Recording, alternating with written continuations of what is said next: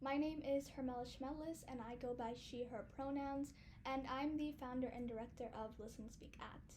So, our main goal is to foster activism amongst Gen Z, and we're a youth led organization informing others on the social injustices occurring in our world through education, awareness, and activism. And through our blog posts, social medias, and events like this one, we encourage others to advocate for their beliefs and empower youth to develop their voice in activism. So now that we kind of went through introductions, I kind of wanted to start off with some of the questions that we had prepared for all of our panelists. So the first one, obviously this is a youth in politics event, and all of the founders here are founders of their own initiative related to politics. So the first question that we wanted to ask everybody is, what got you into politics and what made you interested in the political field? So anybody can feel free to unmute and go first. Personally, it was a very gradual experience. I wish I would have gotten involved in it a lot earlier on. But something that really helped engage me was speech and debate, and I'm sure a lot of people here are involved in that. And just the fact that you can use your voice and it can implement so much change was something that I wasn't previously aware of. And it actually led for the inspiration to create Project Patriarchy, because we really need to make sure our youth actually realize that they're important and they can be heard and they can make change. Yeah, for me, I wasn't really interested in politics before, but I think during the 2016 election, I started to research more about what the Electoral College is and what midterm elections are and stuff like that. And it was a very controversial election, obviously, but it was a really great experience for me to start learning about politics and talk about politics with my friends and my family.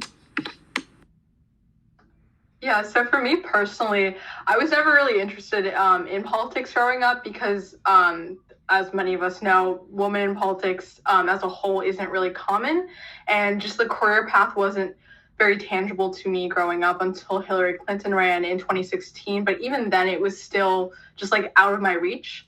Until I joined my high school speech and debate team, where I really enjoyed the sport, I guess, if you want to call it that, and debate specifically, because it really threw me into the field of politics, just because I personally do parliamentary debate. I don't know how many of you guys compete in that sector of debate, but it's really, you have to stay on top of the news very much, and I just got super invested in it, and me and my partner did so well in it that I genuinely love the community and the team, I guess, there. But one of the downsides of just being on the debate team was that it is like very male driven, male dominated sport, and I struggled to find a community of girls there, which really brought women in politics into play later in April, when I really just wanted a community of girls who wanted to go into government and law and politics like I did. But really, yeah. Okay, so I guess I'll go next. So after, the 2016 election and being in my debate club team and doing things like student government, I kind of saw how many issues that we have, and I knew that I wanted to help combat at least one of those issues. So I started educating myself first. I applied for the ACLU Advocacy Institute. I got in, and through that, I saw a bunch of things that needed change. And I was kind of thinking to myself, what field can I join to make lasting impact that can positively get rid of these issues, or at least help these issues in some way? And I started learning more about politics. And then I joined the JSA Women's Leadership Institute, where I met Felicity. And then it just kind of went off from there. And then I started learning more about politics.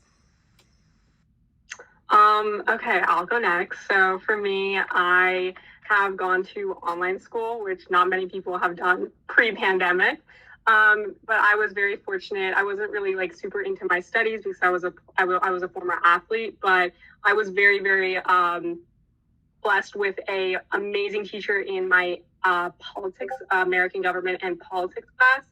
And he essentially saw that I was really interested in it, and he kind of became my mentor. So don't ever leave your teachers hanging. They can always give you so much. So I'm super grateful for that. And obviously, during the pandemic, I joined Women in Politics, and that was just where everything blossomed. So I'm super glad.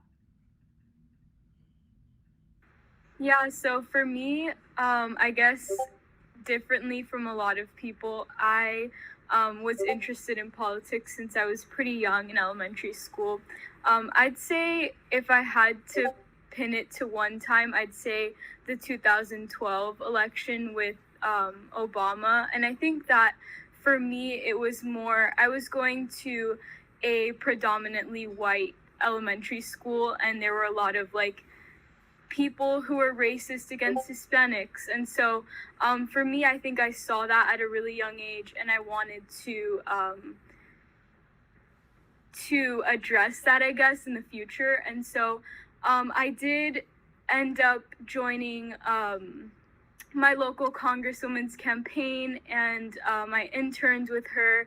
And I think that that really got me interested even more into politics. And obviously the 2016 campaign was a big factor too. But yeah, and I also went to the Young Women's Leadership Institute with Amaya.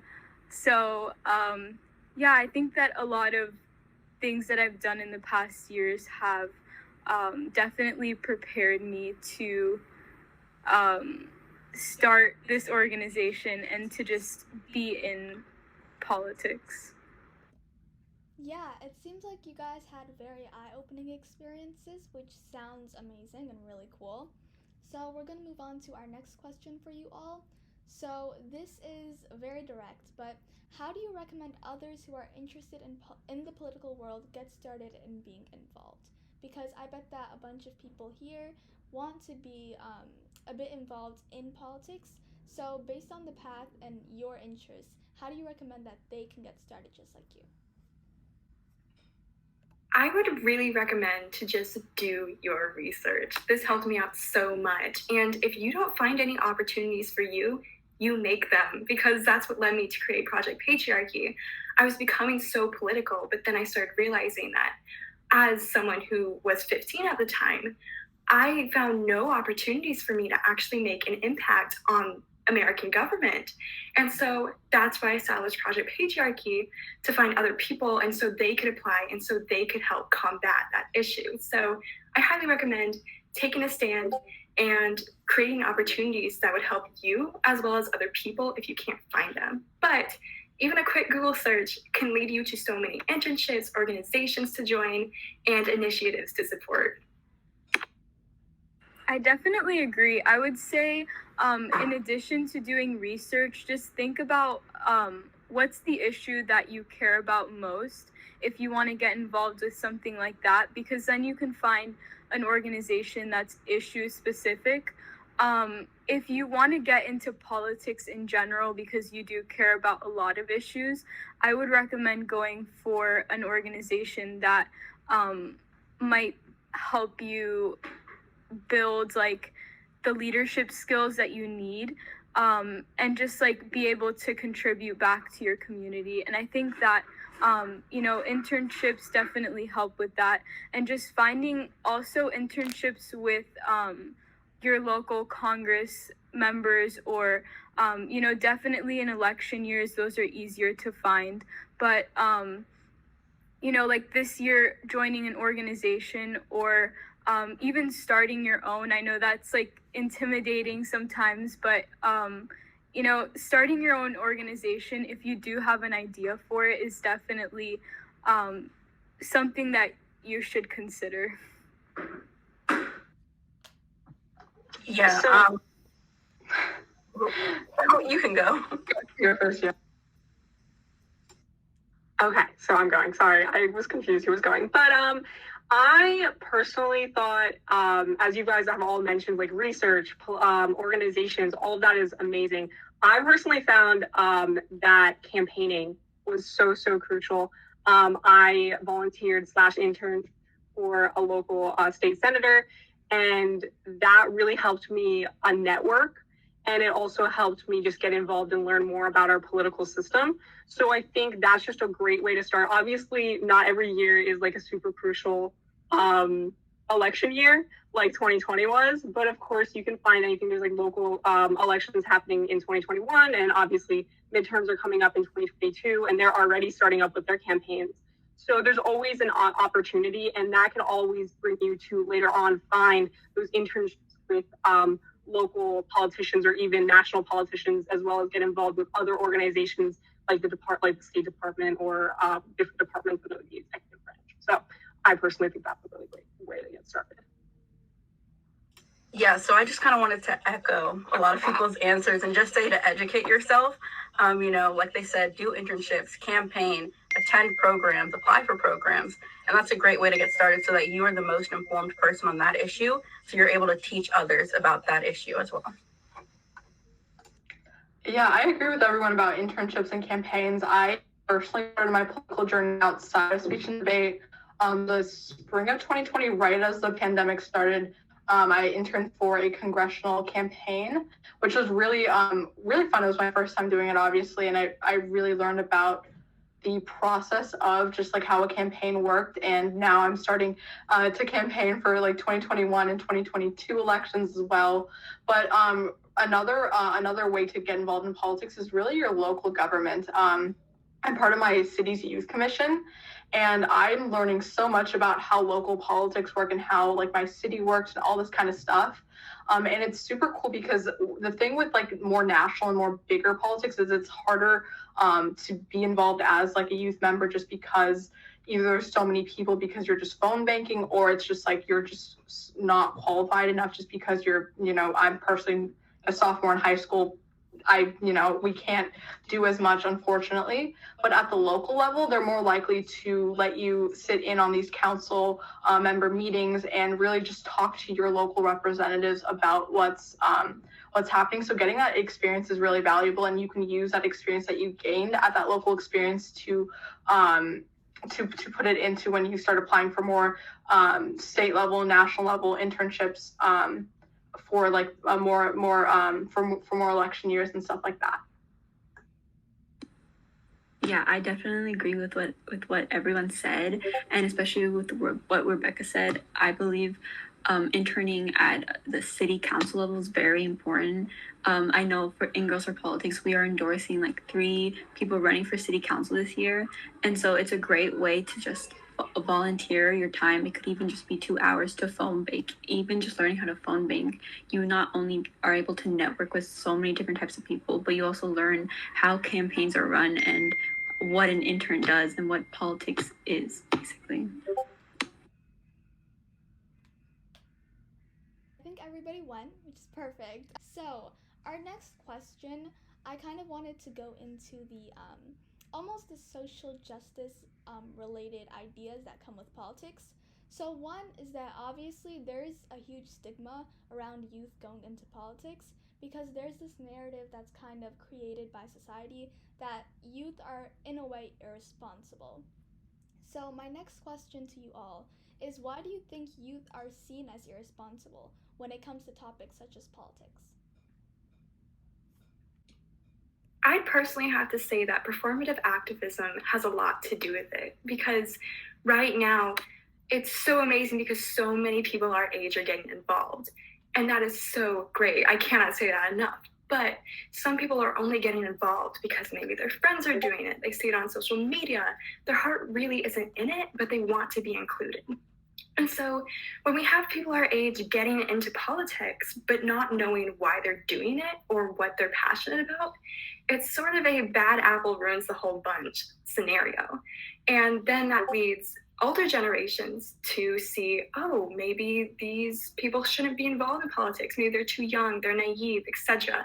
And that really goes against that person's entire mission. So just aligning your passions and really, once again, that research and just knowing what you're doing and why you're doing it.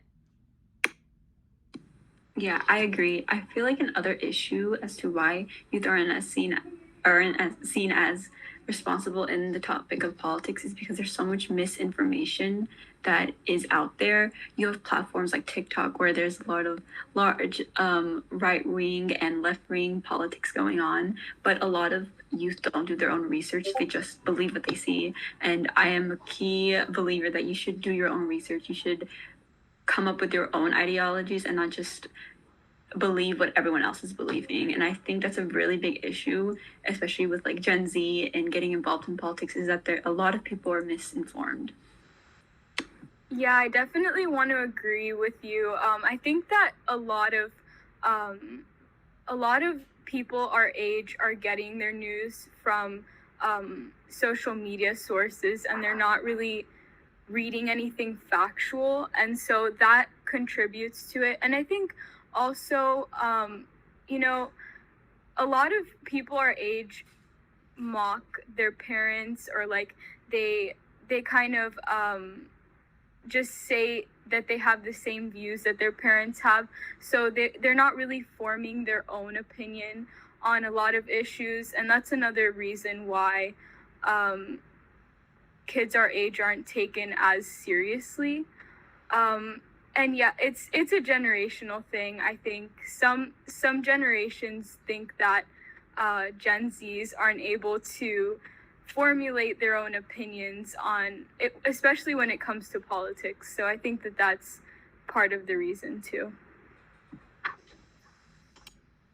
So I agree with what you guys have said so far, but I do mainly think that the issue is generational, as you guys mentioned, but in just a different aspect.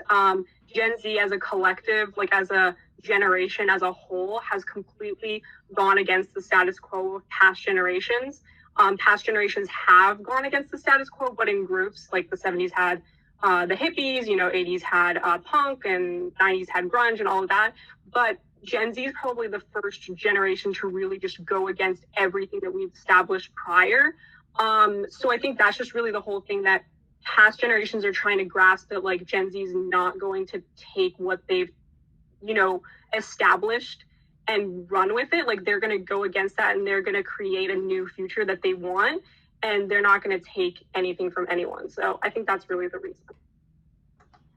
Yeah, I definitely think change is a big reason. As Catherine said, we are like in the age of like the internet, all of us like connected through social media. That's the reason this thing is happening right now. In past generations, no one was able to do this, and the power we hold again as a whole, like as a whole generation, and the amount of change that we can inflict is monumental. And I think it's scary because we aren't like, again, like when I say qualified, I mean, all of us don't have a political degree, but we can influence people, and we can, share on social media, we can talk on Twitter, we can repost this and that. And I think that just power kind of scares people. So yeah, I think so that's honestly what I think. Yeah, so my response was kind of close to Catherine's. I was going to say it was kind of a culture shock for older generations. That Gen Z, is here, and we're here to make an impact. And that's why there's so many great organizations like the ones that we have here today. And so I think that a lot of other generations kind of need to catch up in a way, and just know that we are informing ourselves. Even though we're young, we know a lot, and that we're here to make an impact for generations to come. Yeah, I think you guys all made really great points. So, moving on to the next question. Obviously, we have an all-female panel here, and this was under our March events, and March was Women's History Month. So this next question is kind of related to that. So, in U.S. history, there has been a lack of woman representation in the government. Now more females are being elected into official positions, such as our first female vice president. We are definitely making improvements, but what else do you guys think should be done, or what would you guys like to see in politics in the future? Personally, we have done a great strides for representation, but I think there needs to be more intersectionality. There needs to be more people from diverse backgrounds, whether that be ethnicity, race, gender, sexuality, whatever it may be. I think our government is really white and male dominated, which isn't a great thing because it doesn't represent our nation as a whole. So I definitely think we have done great strides, but intersectionality is definitely still a very big issue in the political system. I agree. Honestly, I could say that I'm really happy about the new administration and how they've done with respect to their diversity in the cabinet, and really with everyone working under them, and the female vice president. So I do think that that's great. And I guess I'll point out, if you look at the white males that are in politics, a lot of them are an older generation. So I do think that the newer Congress members and senators are more diverse than the older ones. So I think that moving into the coming decades, we'll see a big difference in politics. But I think in regards to what we can do from here on out, I think definitely encouraging in college for a diverse group of people to study politics, because I think that it starts there. Like, I think, you can do a lot in before college, but I think when it comes to studying your major, a lot of women specifically are discouraged from studying politics because there are so many males in that field, and it's really male dominated in college. So I think that that's something that colleges could work on, and even opportunities like internships, they could cater more to diverse groups of people. Yeah, I was going to go off of that, and I would say that diversity in our government needs to improve. I like the direction that we're heading in. I think it's becoming more prevalent, but I'd have to kind of disagree with Felicity. I think starting in high school or even maybe middle school would be a great start, so that once you're in college, you're more prepared than the rest of the group. And again, I think it's about promoting underrepresented backgrounds into going into those fields so that we're more diverse long term. So I definitely Catherine, do you want to go first? No, you can go.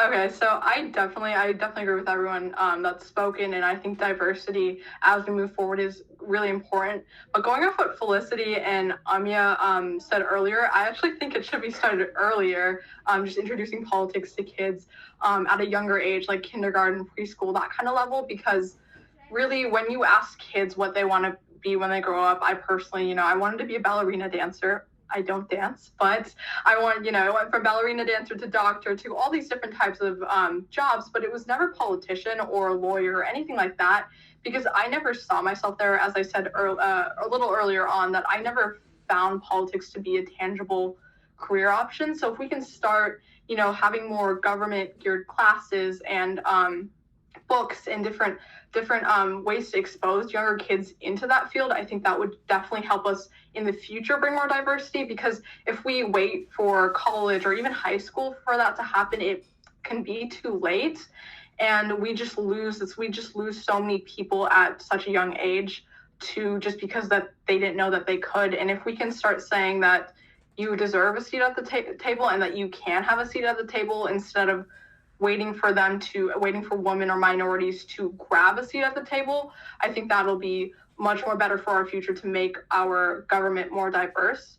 Additionally, there was a statistic that I saw, I think a few weeks ago, where it was like a man, when a man had to be asked 0 times to run for office, while a woman had to be asked 9 times to actually run for office. And if we can change that mentality, and have women just know that they deserve a seat at the table, that their voice is valid and needed, I think that will prove better for our for us to advance in diversity in our governments.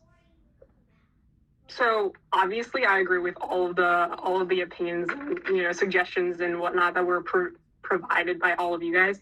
But I think once we do get youth more involved and just get everyone more involved in a diverse government and whatnot, I think the more important thing for us to do right now is we do have a pretty well represented. Obviously, it's not where we should be, but it's definitely better than what we have had in the past. So I think the women that have been elected and are in public positions, they have been elected, but do you see them in the news? Do you read about them? Do you hear about their achievements? No, they're just there. You hear about them. You hear about the men, mostly white older men, as was mentioned before, you hear about their achievements, you hear about them starting conversations, but you don't hear the women. So I think putting women more in a place that they can speak and being more open and putting a spotlight on them, or by the news and by the media and by other officials in government. I think that's what needs to be done in this moment particularly. Obviously, in the future, we need to hope and fuel a more diverse government. But right now, I think we need to put a spotlight on the people that are already there. What a lot of everybody has said stems down to visibility. And I think that's really important because the Biden-Harris administration, whether or not you like them politically, you do have to admit that the fact that we have the first female vice president in so long in the government is groundbreaking. And so, as Rebecca was touching upon, you have these little girls and they're in elementary school and they're deciding, do I want to be a veterinarian? Do I want to be a ballerina? Like she said, the sky's the limit. But I never said I wanted to be a politician. And even now, whenever I say that, people look at me and they do a double take. They're like, really? That's what you want to go into? And I say, yes, because it is. And the fact that we have Kamala Harris in such a huge leadership position shows to others that, yes, you can do this, even as society says that you can't. And I feel like in the feminist movement, which is what this all also stems down to, there's a major misconception where people believe the feminist movement is about pitting one gender up against another or several, and just one group versus another. And we really need to realize that it's not about someone competing with another, it's about embracing everybody together.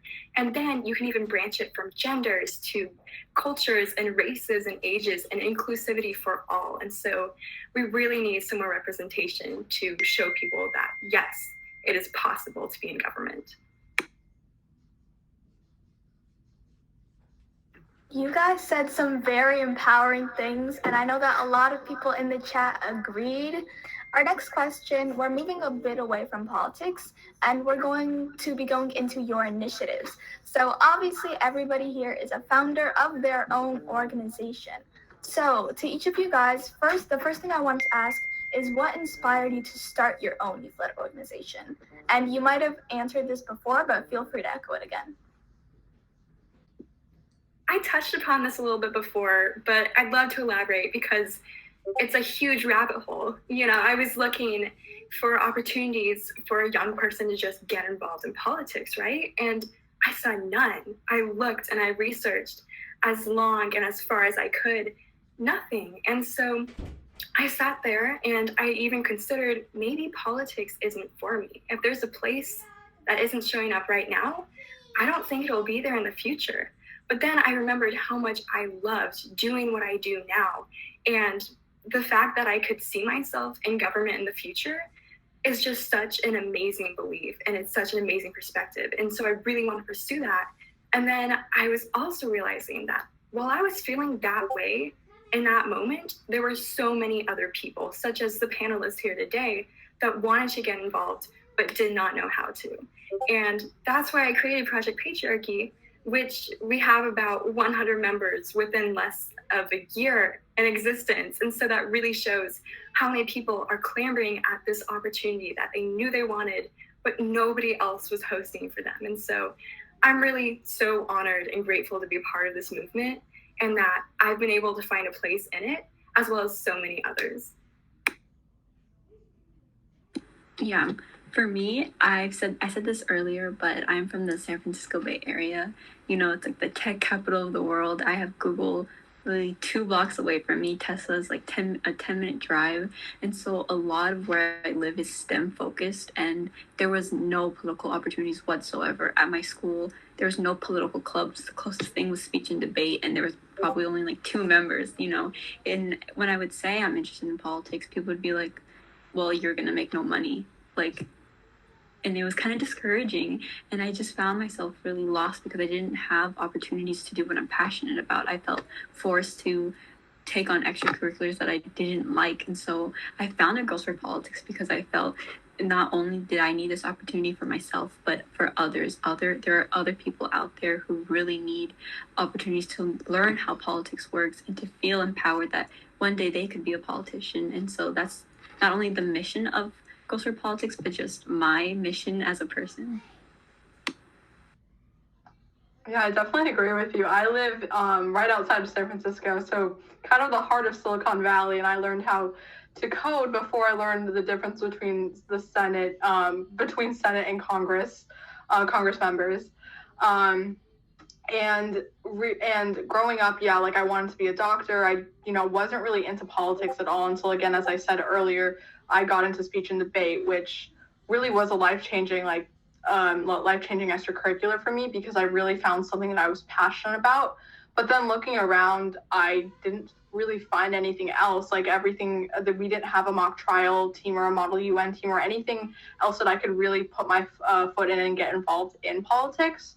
And again, I was like, it was just a very male dominated sport, as many of you guys who do speech and debate know. I was just getting discouraged going to finals and seeing that I was competing against only males again, or getting points knocked down because of my outfit or how I presented myself and that kind of stuff. It was just very disheartening to see that I was judged differently compared to my male counterparts. And I really longed for a community of girls who could not just inspire each other to keep on going, because as the two girls who went before me said, it's hard to say that you want to go into politics because people always give you a double glance, because politics doesn't seem like it would fit for you just because you're a woman or because you're a minority or because you aren't, just to be quite frank, a white male. And yeah, that's really how Women in Politics was born. May of last year, sorry. A TikTok video went viral, and we've been growing ever since. And Catherine actually found that TikTok video, and we've just, I don't know, the team has grown ever since. And I've found a community of girls of people from all across the world, to be honest, and just friends that I never would have met at Women in Politics. Like, for instance, I took my SAT March 13th, and I studied with this girl from Texas through Women in Politics, and it's just completely crazy how close we can become through this organization, and not only just uplift ourselves through politics, but really connect on a platonic and friendship basis. Like Rebecca just mentioned, I unfortunately did not found Women in Politics, and but I am very grateful that it was founded, so I can kind of give that outside perspective of how much a organization founded by someone who's super passionate about what they're creating, and how much it can change the people that have joined the organization, have found it, and have been influenced by it. I was one of the first people that had joined, and I didn't initially join as a co-exec. Rebecca and I just really bonded and came together on problem solving in the first month of its creation. And I'm just super, super grateful to be in the position that I am now. And as Rebecca said, we've created informed friendships, and we've had political discussions, and my views have changed incredibly since I have gotten involved. And I can just say that it's just amazing to be a part of a community. And I think that everyone that is a part of all of your lovely organizations, as well as yourselves, can agree to that. Yeah, so like I said previously, I knew I wanted to do something to help others. And so more in particularly underrepresented youth, I came from a low-income town, public school, that there wasn't a lot of representation, to now going to a STEM-based charter school with even more lack of representation. And so switching between those two environments, I saw how there wasn't a lot of career exploration opportunities for underrepresented youth. And like some of the other participants, I was really pushed into STEM, and I just knew that that wasn't for me. So I started exploring other ways that I could help. And, as I said earlier, I got into politics, joined the JSA Young Women's Leadership Institute, met Felicity, and then Upholding Democracy came from there. And I'm super passionate about our initiatives, one of them being our mentorship program, where we actually help people. This is kind of a plug, but we actually help people find those leadership opportunities and find those ways to get involved in politics, especially for underrepresented youth, and our clubs, which will target elementary school students, middle school students, which will help underrepresented youth as well. Yeah, so just adding on to what Amaya said, we did we met at the Young Women's Leadership Institute, and we started this organization as a project, and we decided to, just expand it and really work at it. And so it's been almost a year now, and we have definitely grown our team. And like Amaya said earlier, we're expanding into like state chapters and clubs now, so that's really exciting. But it definitely came from our wanting to target underrepresented youth and really help them get involved in politics. And I think that we all really had different ideas coming into it. For me, I was in the process of I was interning on my Congresswoman's campaign, like I said earlier. And so I was seeing a lot of youth, getting interested in politics from South Florida. So I was like, I think I want to see more young women specifically in politics. And I think that, some of the other people who were interested in our project wanted to see Hispanics get involved in politics. And I think that when we all came together, we really decided that we wanted it to be open for everyone. And, we wanted to definitely target underrepresented youth to get involved in politics. So that's really how our organization came to be. And I'm really excited for what's coming soon for our organization. But I definitely think that, like Amaya was saying, the mentorship program really gets, it's really inclusive for everyone, and it really gets a lot of people, it gives them an opportunity to get involved. Yeah, I think you guys definitely had very inspiring backstories. So I know we promised some attendee questions. There was just one more thing we were going to get to really quickly, if you guys can answer. But what's one piece of advice that you have for other youth out there working to create their own organizations or just maintaining it? So this can be just like a quick whip around for any advice you guys have. I think my biggest advice is that your idea is only as big as the team behind it. All of our missions are super, super inspiring.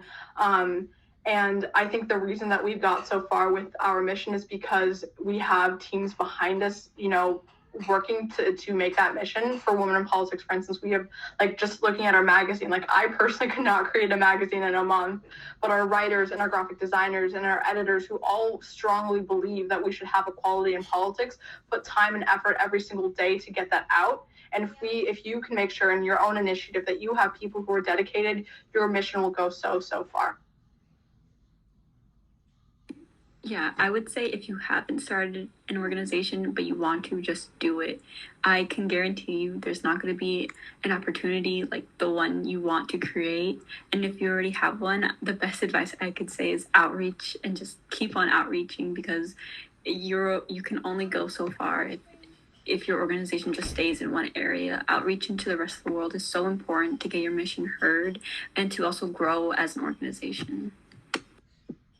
For those that have an organization, first off, props to you. That's amazing. Keep it up. You're doing wonderful. But definitely keep delegation in mind. Whenever I founded Project Patriarchy, this was really difficult for me, because here I was, a main organization, something I cared so much about.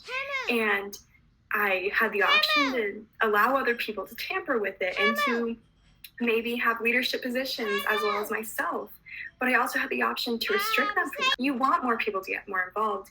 You want more people to recognize that you can provide opportunities not just for yourself, but for others. And so while it was difficult, I eventually established a board, a cabinet of Project Patriarchy, along with all the members. And there are some board members here today. Shout out to you guys. I love you. But it really helped, because then you have officers, you have administrators, and you have so much extra help and so many extra ideas. And that's really important, because you don't want one person just leading the group, because it's just going to stem from that one person, and it's not individuality, it's not any uniqueness, and you really need to make sure that you incorporate that. So have trust, and have faith in others around you. They're there to help you, not to hurt you. So I'm just going to combine what all of you guys said. Obviously, I'm not a founder, but because I am a co-executive with Rebecca, and I have been since almost the beginning of Women in Politics, I do have some insight on this. And I'm just going to combine what you guys all said. And I think my biggest advice is never stop growing, because you're never the metaphor in my mind is you're an amphibian and you're always growing out of your skin.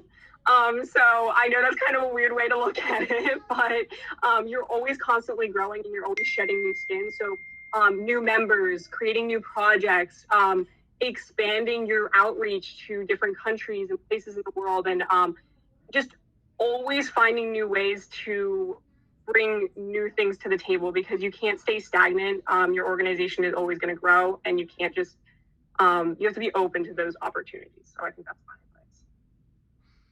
I agree with what all of you guys have said. I think definitely adding to what Madison said, delegation has been one of the most important things. And that's something that at first, I think a lot of people struggle with, because it's you're starting this organization and you're so passionate about everything you're doing. And, you really do need to have a team behind you to, work on different things, because there's so much that you need to do for that organization, and one person cannot do all of that. So, definitely making sure that you're giving everyone the opportunity to have a leadership position. So I think that's definitely really important. And then the other thing I was going to say is communication. In an organization, communication is so important. I think that just making sure that you're checking in with everyone, and you're having connections with all of, the board members and the team members, because I think that,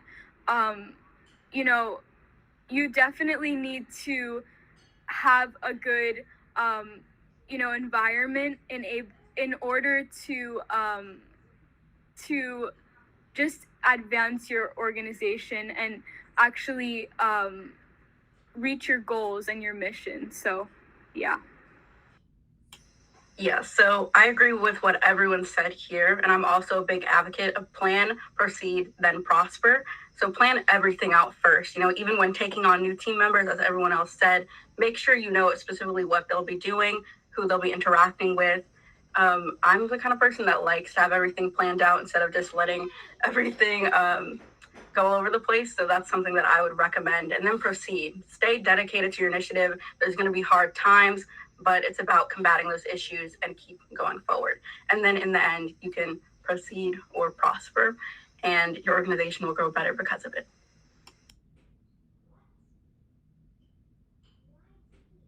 Yeah, I think that was everyone, I believe. So that concludes the prepared questions that we had for everybody here. So now we are going to open up the floor to everybody who is in this call right now. So feel free to either unmute yourself and ask if you have any questions to our amazing panelists, or you can say it in the chat. And this can either be something general, directed towards a specific person, or anything of that sort.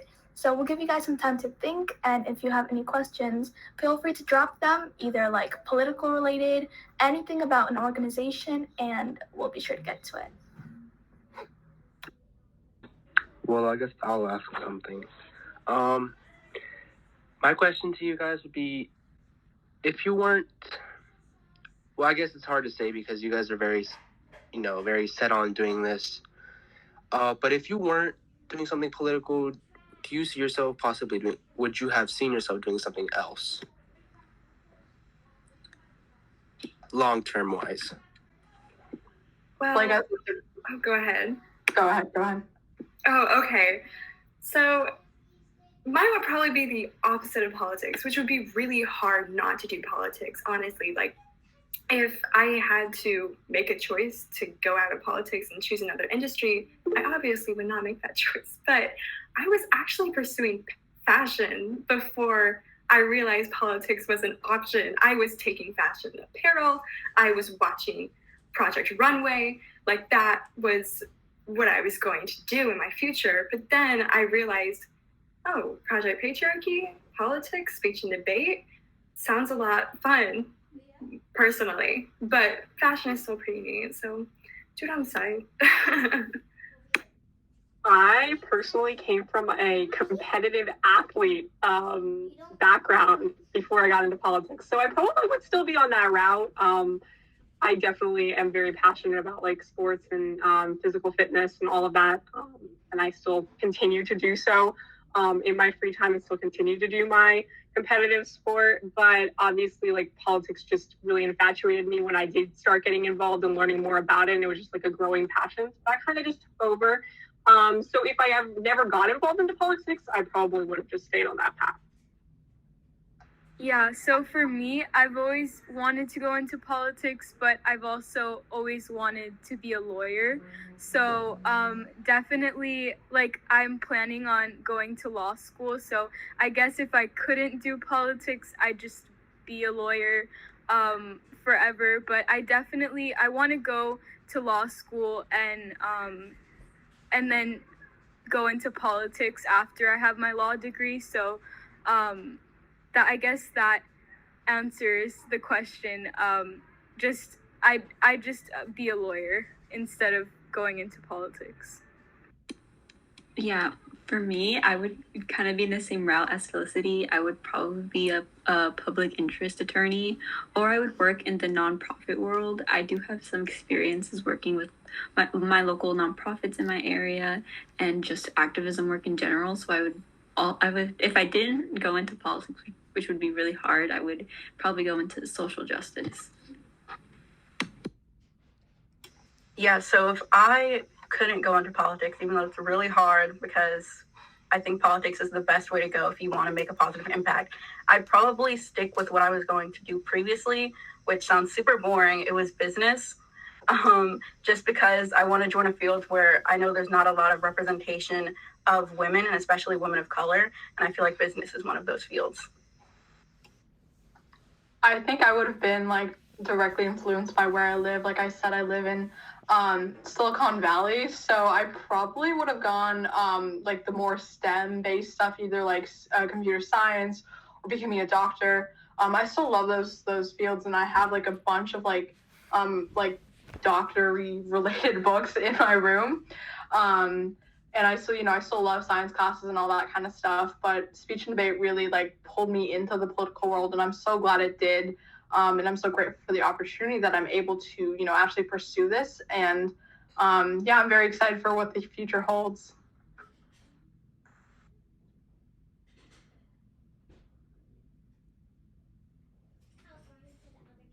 Okay, perfect. So the first question we had in the chat was from Jessica, and she asked, do you have any tips for fostering collaborations and partnerships with other organizations?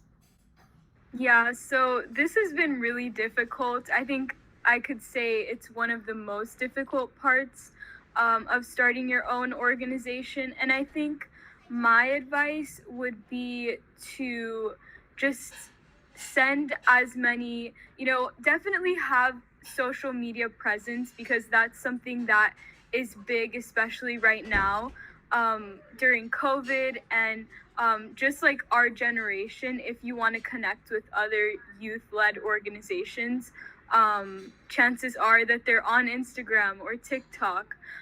So definitely connecting through social media, which is where we connected.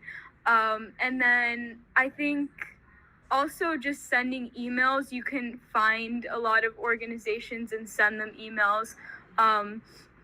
And I think that our organization has had a lot of partnerships. So I think that a lot of youth organizations are willing to do partnerships. So just trying to find those organizations, I'd say, through social media or just through their website and emailing them. Yeah, so I've kind of been in charge of spearheading like our social media initiatives. And so I would say the biggest platform that you can get a lot of answers for partnerships would be Instagram, especially Instagram DM. So for all of the people who have a small organization, don't be afraid to reach out. Some will say no, some will say yes, but you might as well try. So Social Yeah. media. Oh yeah, go ahead. Sorry. Oh, okay. Social media is really important, but I would have to argue branch out in any opportunity you can, especially if you have a political organization. There's so much power in literally just sending an email to your local senator, to a representative, some government official, because you don't know what could come out of that. Project Patriarchy, we're going to be hosting a political panel as well next month, and we're reaching out to actually officials in politics as the panelists. And so we've received a few responses, which was shocking at first because it seems foreign that they would even talk to us. But it really breaks that barrier, and it shows that anything can happen as long as you aim high. Okay, so right now, just to get through this quickly, because we actually have a bunch of questions, let's keep it to like 2-ish people per question. So moving on to the next one that was asked, this was from Adele, if I said it correctly, sorry. She said, what are some beginner-friendly content, books or films that you recommend?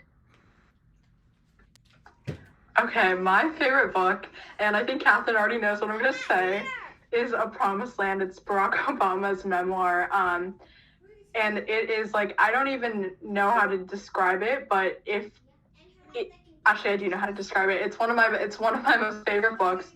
I'm not really a political memoir kind of person. I've tried getting into that kind of stuff, but I often find it kind of boring and that kind of stuff, and it's kind of a pain to get through, especially like halfway through I kind of like want to put it down.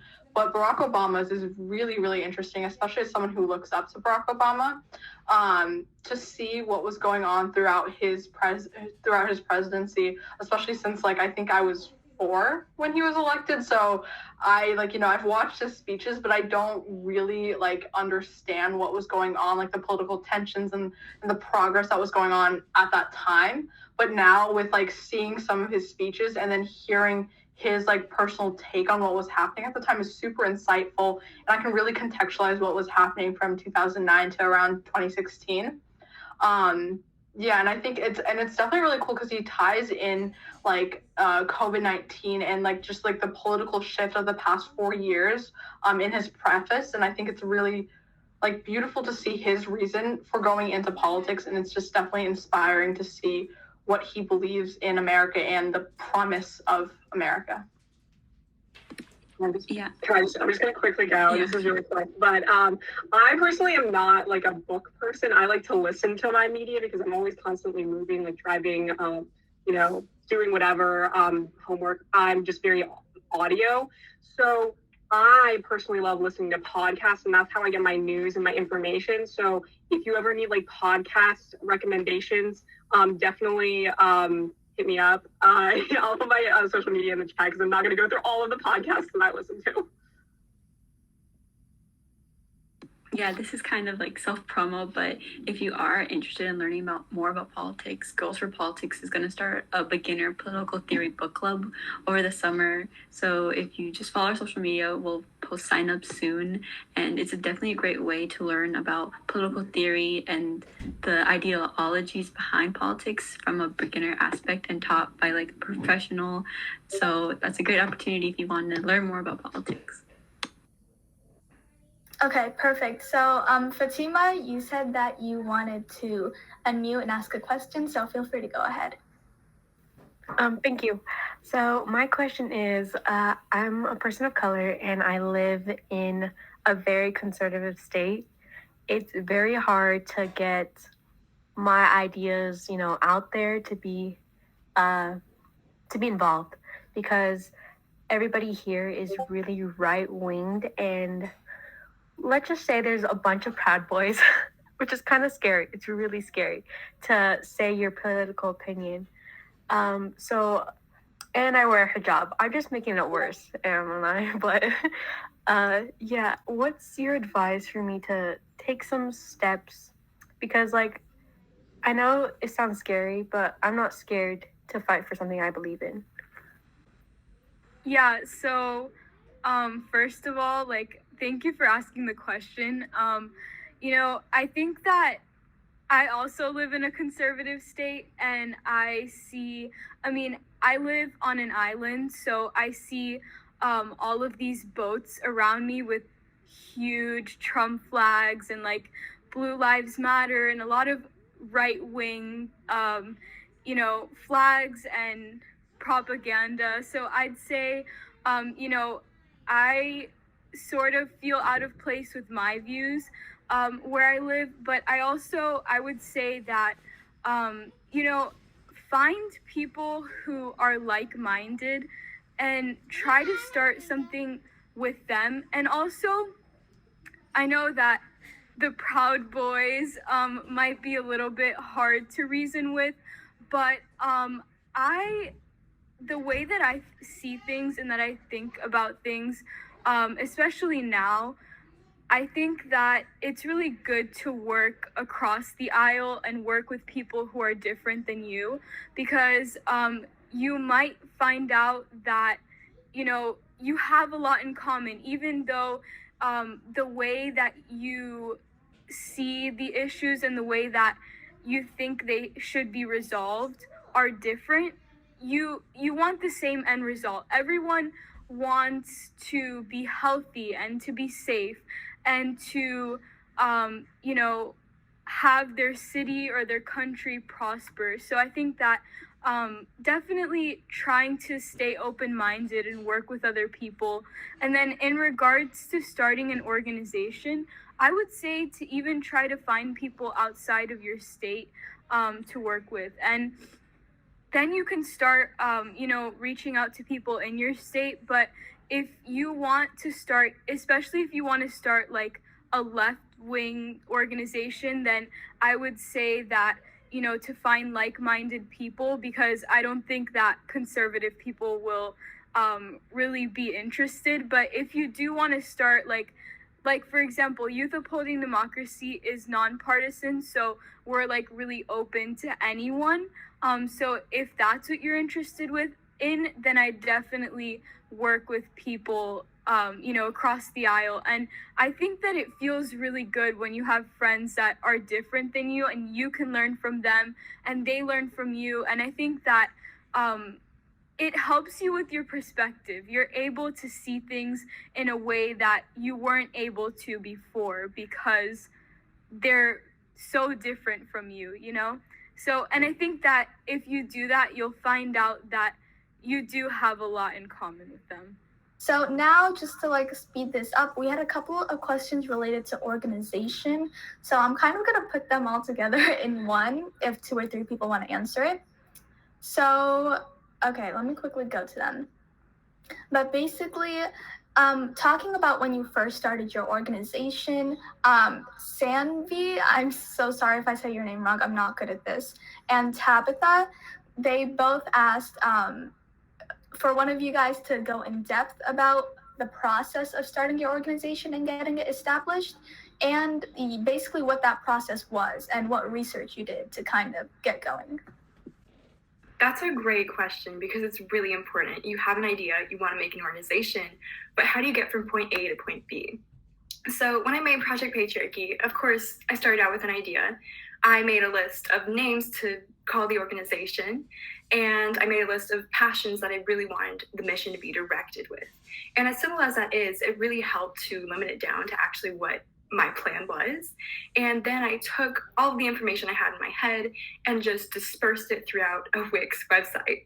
And once again, as simple as it sounds, it made such a large impact because then I could put in text, in images, and in formats exactly what I wanted Project Patriarchy to be in the long run. And so I feel like that was really important to myself, but also more important to getting it started because I got to say, oh, this is what I want to do, and this is what I want other people to see us as. So definitely baby steps, but start with a website. It'll really help you out. Yeah, I definitely agree with just doing it, either creating a website or a social media, like an Instagram account or a TikTok or whatever your main platform is. Just do it because like there's no better time than now to start. But another thing that really helped me personally was having a mentor who kind of guided me through the process. Funny thing is, it's actually a STEM-based organization. It's called Girl Genius, and the founder's name is Shivali Gulati. And she helped me a lot with like figuring out how to get the magazine running, the blog running, and our YouTube channel running, all this kind of like little stuff, and finding different people and finding people to actually partake in, to be part of the Women in Politics team. So if you guys ever need help or any resources, or want to know how to start a magazine, or, you know, get your Instagram growing, or get people from TikTok, feel free to reach me out. Feel free to reach out to me. I will put my Instagram bio or Instagram handle in the chat if you guys ever need help, because I think we can only grow if we learn from each other. And a lot of the stuff that came from Women in Politics is stuff that I've learned from other people, or someone from my team mentioned that we should try that. But really just start now. And if you have questions, don't be afraid to ask, because there's always someone who wants to answer and who wants to help promote your mission.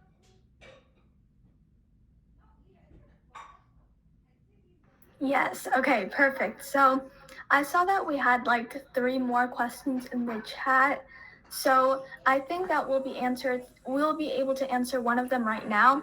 And what we're actually going to do is I'm going to compile a document with all of the questions that were asked, and I'll let some of the panelists help out in answering them in that document, and we'll send it out along with the recording of this event, so that if your question wasn't answered, or you want to look back at a question that was answered, you'll be able to have it there. So to kind of end this off, I remember that one person, let me quickly find it right now. But yes, Sophia asked, where do you see your organizations in the future? So I think that this is a great question to kind of close off this conversation with. So everybody can say a bit about what they want their organizations to be like. Sophia, she is a part of my organization, so this is a loaded question. How dare she? Thank you for asking, though, because not often do you have time to just sit down and think, where do I want this impact to propel itself? And quite honestly, finding ourselves actually impacting legislation and government, and maybe creating more internships in local governments or in the national government for students, because our mission is to incorporate youth and young adults within politics. And I would also love to have more of a national impact. Our member base is made up of students from more than 15 different countries. And while that in itself is amazing, there's still so many more and so many more perspectives that we can welcome in. And so a lot of our members are a part of political parties, since we're nonpartisan, that I haven't even heard of. And I've definitely grown so much as an individual from them. And I can't wait to learn more from the countless others that we get. So definitely expanding our impact in any place we can as possible.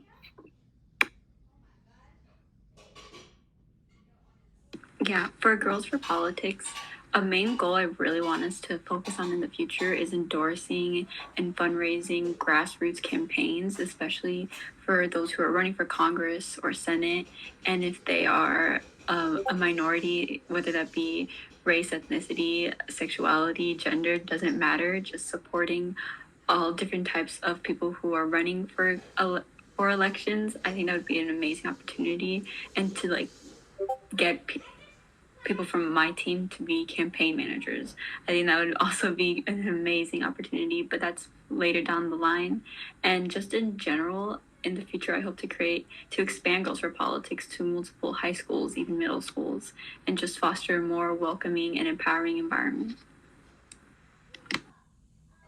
So I'll talk on behalf of Women in Politics. For us, our future endeavors that we're actually working on right now that I would love to tell you guys about. We're personally going to be self-publishing a children's book. Rebecca touched on this earlier, how we wanted to just involve youth and give them more of a perspective on our current political environment. And so we're going to be creating currently a children's book for ages 7 to 9. So we'll hopefully be distributing that, and also hopefully in the future, if it goes well, we'll make more children's book, and hopefully that will influence younger generations, just like Gen Z is currently influenced in the political environment. And then we're also going to be doing intensives for speech and debate, as well as hopefully adopting, I put that in quotation marks, a underfunded school program for speech and debate, and helping them start and fund and train their speech and debate club or team for competitions, which we're super duper excited for, and we're currently on the hunt for a school. So those are just things that we're currently doing in the near future. And then obviously for, overall as a future in our organization, we just want to obviously foster a community, be able to support women that are running for positions. And obviously, hopefully in the future, some of our team members will run for something. So, yeah.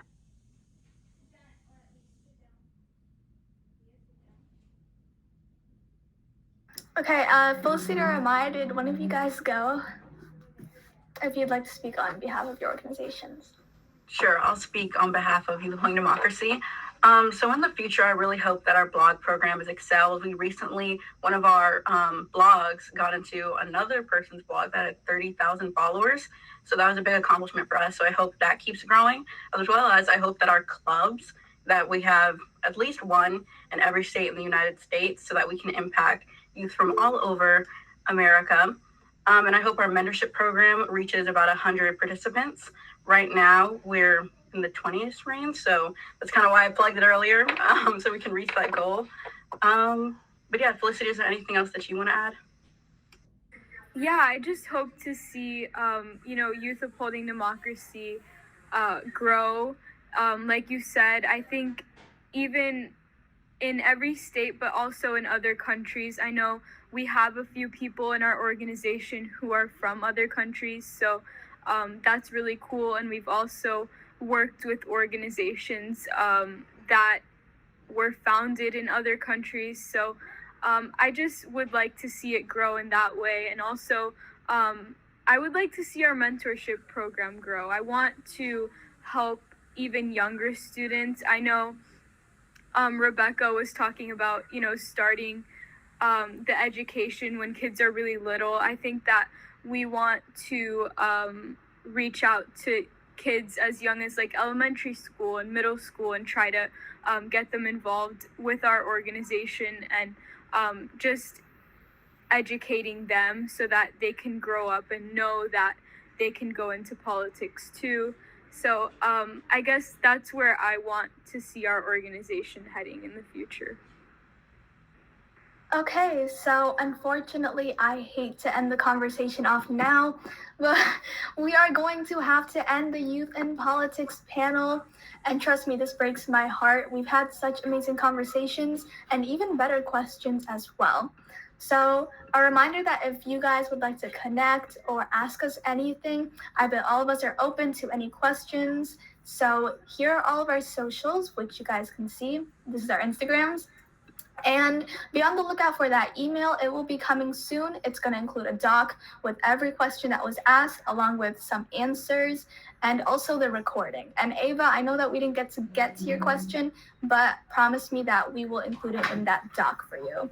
So that is everything that we had planned for this event today. So I hope you guys enjoyed it as much as we do. And I hope panelists, you guys did as well. But yeah. So that's everything we had planned. Thank you all for coming. Thank you so much. Thank you all as well. You're going to accomplish some amazing things, and I learned so much from the panelists as well as the audience. I was so honored to be here. Yeah. Thank you all for coming. Bye, Yeah, everybody. thank you for having us. Bye, everybody. Yeah, thank you so much for hosting us.